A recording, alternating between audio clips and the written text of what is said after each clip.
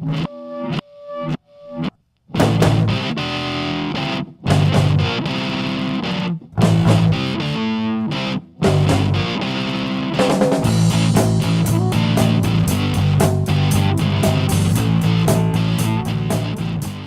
welcome to Trade Show Guy Monday Morning Coffee. It is October 16th, 2017. I'm Tim Patterson, known as Trade Show Guy, owner of Trade Show Guy Exhibits, and we do a lot of things at Trade Show Guy Exhibits. We work with clients that need to upgrade a booth because, you know, their last one looked like a train wreck. I've heard that before. We do project management, design and fabrication, coordination, all that sort of thing. It's fun stuff. And I also got a book out called Trade Show Success, 14 Proven Steps to Take Your Trade Show Marketing to the Next Level. And if you're seeing this on the blog, you know the blog is got a lot of stuff on it, TradeshowGuyBlog.com. If you're catching this on audio, like you're subscribed in iTunes because you just ran across it, check out the blog. All right.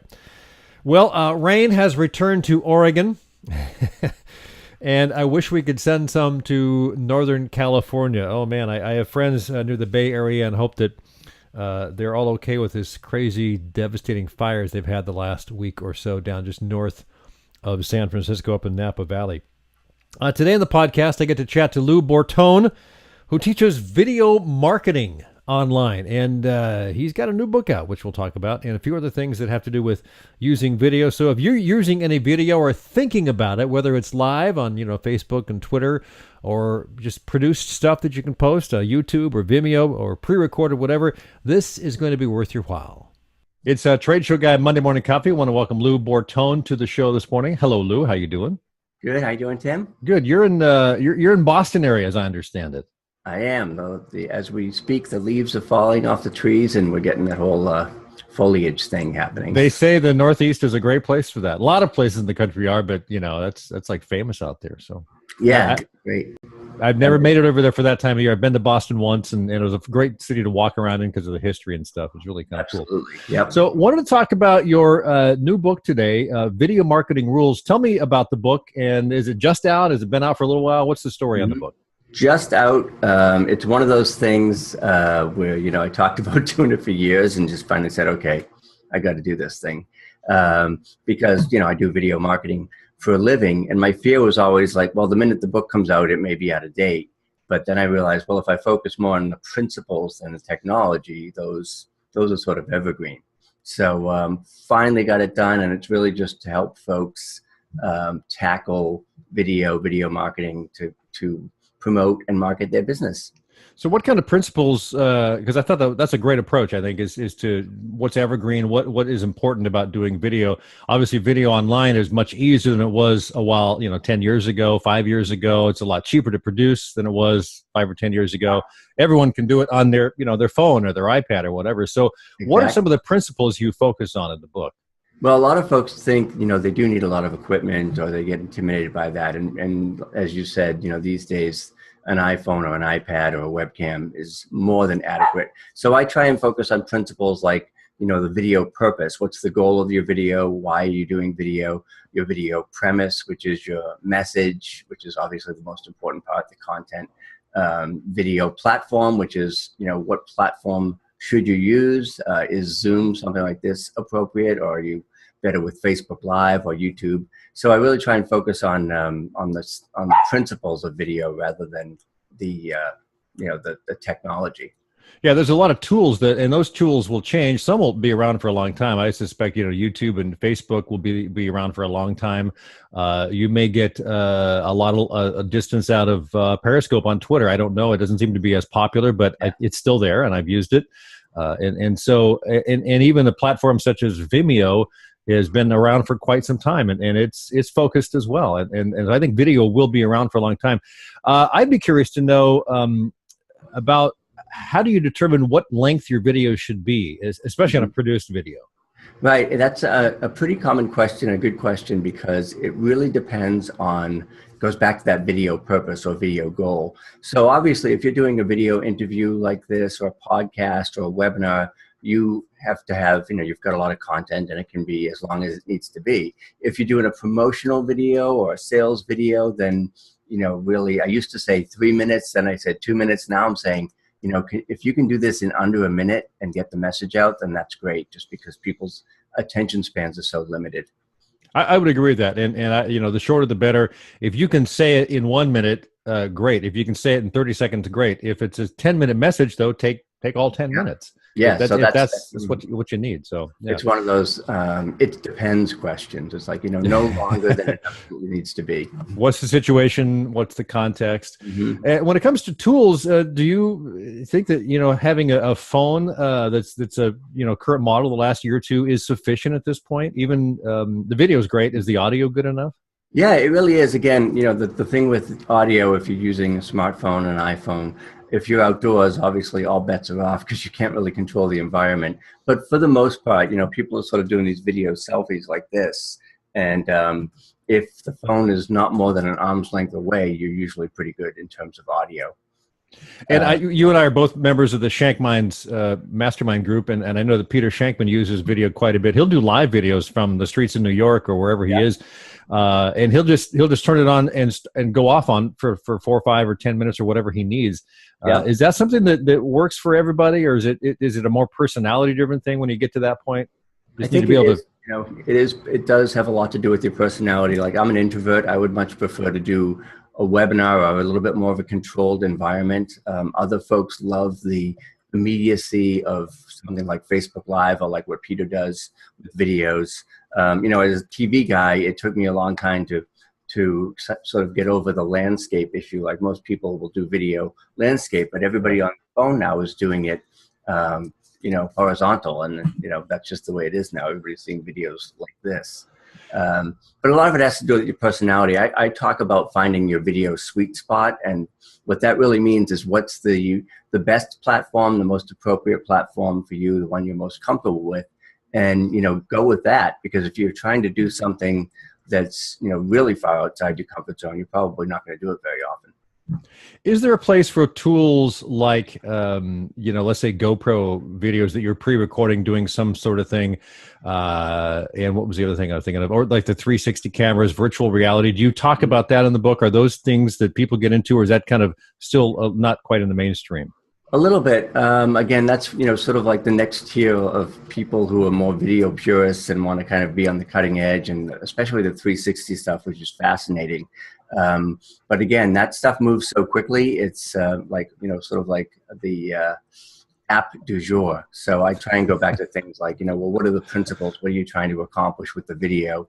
If you're just trying to make a pretty picture, that's one thing. But if you're trying to get a message out, what's the most effective way to get that message out? And oftentimes it's just picking up the phone and talking. Exactly. A couple of things I'm just thinking of some of the video that has sort of got my attention and entranced me. And I like to think I'm a photographer. We'll see.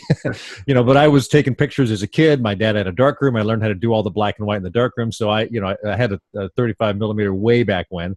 Yeah. And so I'm really entranced with what people do with pictures. And a couple of things that have struck me. I saw some drone footage recently from, I think it was Venice, which was like 4 or 5 minutes just flying over the city. And that just fascinated me. And it fit the guy because he's a photographer and he sells trips and things like that.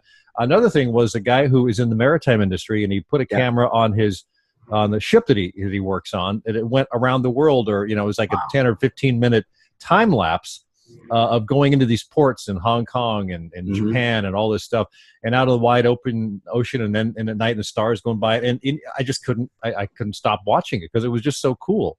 But this guy does a lot of video on his YouTube channel from his cabin, basically his room inside the ship, and talking about what it's like to be in the maritime industry. And he's a photographer as well, so he's using his skills and hobby to promote what he's doing, because I think helps people get into the maritime industry, tells them what's good about it, what's not good, and those types of things. So yeah.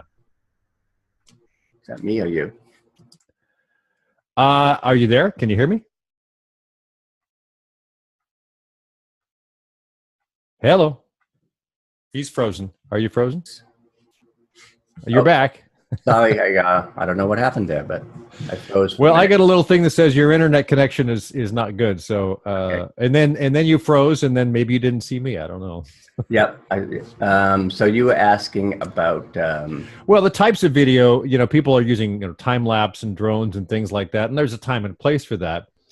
Does your book focus more on business aspects of how to use it to get a message out and how to craft that and how to use video in what platforms. That's Yeah, exactly. Like I said, the technology is going to change, which is great because now, like you said, the drone footage is really fascinating. But we're only limited by our imagination. But again, it all comes back to the content and the message. So even if you've got a drone video, if it's, there's nothing compelling about it. Like I see some people now doing drone footage of, the fires in California and things like that. So obviously it's very compelling. But it comes back to, what's your message and what's the best way to get that message out there. Should you hire a spokesman or a spokeswoman? I don't believe so. I mean, I think that the beauty now of video is that it's available to the masses, and we all sort of have our own instant TV station 24/7, anytime, anywhere, on any device. And I think people want to see real people. And, unless, if you've got a corporation, obviously, if you're a more traditional advertiser, that may make sense. But I think at this point, now that we all have the ability to do video anytime, people want to see the person behind the company. So what if someone's never done live video or never produced a video? Where do they start? What kind of tools do they need? Let's say they got a smartphone, they got a small business. What kind of things do you advise them on? I think the lowest hanging fruit for online video, in my opinion, really right now is Facebook Live. I mean, you can pick up your smartphone, and with literally 2 taps on the phone, you're broadcasting live. And the nice thing about Facebook Live is you can control what audiences see it. So if you want to do a dry run where you're the only one doing it, just to get comfortable with the technology, you can do that. Or you can do it to a group or your entire Facebook profile. So I think that right now is probably the easiest way. It doesn't really require any editing. It doesn't require a lot of prep. As long as you have something interesting to say, you're good to go. So how do you find that thing that's interesting to say? Obviously, with a business and you want to get your ideas out, how-tos are a good place to start, I would think. Are there other things that come to mind? Yeah, and I think in terms of, when you're at trade shows, obviously, and, what are the things that people are asking you? What are those frequently asked questions? What are the things that people would be searching on YouTube or Google? So I try and look at it in terms of, all right, I'm going to answer those common questions, those frequently asked questions, and start with that. Because that's really what most people want to know. It kind of comes back to me for the content of a blog. It can't be self-serving. It's got to be helping the people that read it. Otherwise, they won't care how many awards your company won. They want to know how you can solve a problem. So if you can address those issues, like you say, the frequently asked questions, if you can answer those and do it in a fun way on video, just pick a question and answer it, and you're in and out in 60 to 90 seconds. That seems to be a good way to start. Exactly. And, Gary Vaynerchuk, our old pal Gary V, started, with a card table and, right. A crappy camera talking about wine and wine tasting. And that's what, his background was. And again, it was all about the content. It certainly wasn't about the production. And, right. But he had a personality that was very sort of engaging, as you well know. I remember seeing a speech by him. I had no idea who the guy was, and someone shared a link. I'm not sure. It's been 8 or 10 years. And I saw this young guy come out with a ratty T-shirt and holey pants. And I thought, and this is back when I taught public speaking, and I thought, well, he's blowing all the rules right now. Yeah. But I couldn't stop watching because he was so passionate about what he believed in, and that's what comes through. So if you're passionate, I think that's one of the keys as well. Yep. And as you said, with blog posts and things like that, it always comes back to the viewer or the reader is thinking, we have a radio background, so the radio station WIIFM, what's in it for me? Right. So if you're always approaching video in terms of what does my viewer want to know, how can I help them solve a problem, answer a question for them, then you're going to do fine. Cool. Lou, it's been great to talk to you. Let's tell the folks how they can find you online. Great. And I'll do and show off the book. The best way to find me is at loubortone.com. And if you want to check out the book, it's at loubortone.com/rules, RULES. Very good. Lou, it's been a pleasure. Have a great day. Thank you so much. Thank you. Thanks again to Lou Bortone for being part of today's Trade Show Guy Monday Morning Coffee. Our trade show tip of the day comes from Exhibitor Magazine. A look at ways to save money at an exhibit, especially on graphics. So let's look at 3 different ways. This comes from a longer article on, I think, 25 ways to save money at a trade show. But some of the tips on graphics include design strategically. More often than not, you can't reuse graphics that contain show-specific messages or booth numbers because that, you're not going to be in the same booth number, even though if you're at the same show next year. So consider in-house graphics design talent and stock photography, which will further cut costs in the design phase. Design graphics in which 80 to 90% of the components remain consistent show to show, and only 10 to 20% you need to swap out. So keep that in mind. Produce graphics judiciously. So if you're buying banners and posters or just about any graphics component that does not fit into an existing frame, don't go running to your exhibit house or graphics design company to produce them. This is according to Jerry Samuels, who was CTO, SM, and manager of conventions at Bayer Healthcare. Price out other options such as local advertising or sign shops. They can often replicate the same quality at a fraction of the price. You also might look into getting those produced in the city that the show is at. So you're shipping only one way because you have them produced there. You pick them up and then you ship them back home. And when it comes to material selection, always inquire about stock sizes. For instance, if you've got something designed, as you put it, 58 inches wide, but their stock goes, 48 inches, they'll have to seam it together, and that can cost money. So find out what their stock size is before you do it. Otherwise, it'll double your costs. And finally, switch to digital. Digital's happening. There's monitors in virtually every trade show booth, it seems like. And so a lot of people are switching to digital, which makes it much easier to get more lifespan and changes out of your digital graphics. Instead of printing something, you just swap out a file and put a new thumb drive in the back, that sort of thing. And unless you're creating like a really whiz-bang multimedia presentation, you don't need to hire a full-scale production agency. You can get a freelance artist, designer, eager animator who will do the same work for about half the price. So those tips come from Exhibitor Magazine. And to wrap up today's show, here's one good thing. It's the brand new Foo Fighters CD, which is called Concrete and Gold. I've always been a Foo Fighters fan since way back when.